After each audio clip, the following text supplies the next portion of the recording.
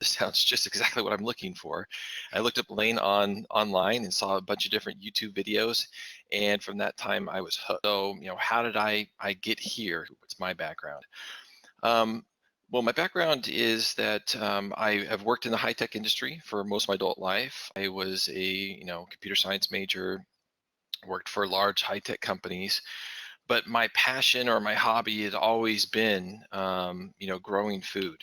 In fact, my wife and we purchased a homestead about 16 years ago, and with the goal of trying to raise and grow food for our family so that we can eat really healthy food. We used fertilizers, pesticides, herbicides, all that kind of junk, and I wasn't very happy with the results I was seeing. It seemed like every year I was having to put more inputs in, and the costs were going up. My production wasn't that good. The quality of the food that we were producing wasn't that great. And I moved into or started researching about permaculture, the design science, and it started to turn our homestead around. But it still didn't answer the whys for me. Why was the plants doing so much better? And I read a book from Jeff Lowenfels called Teaming with Microbes. And Elaine had written the foreword to that book. And in fact, I didn't even get into the book. I read the foreword. I was like, oh my gosh, this sounds just exactly what I'm looking for. I looked up Elaine online and saw a bunch of different YouTube videos. And from that time, I was hooked.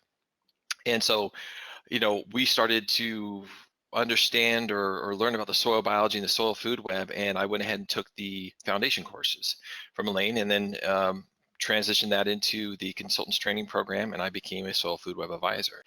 And today I have a business that I'm working with farmers and transitioning them from conventional or conventional organic to biological farming, and it is extremely rewarding.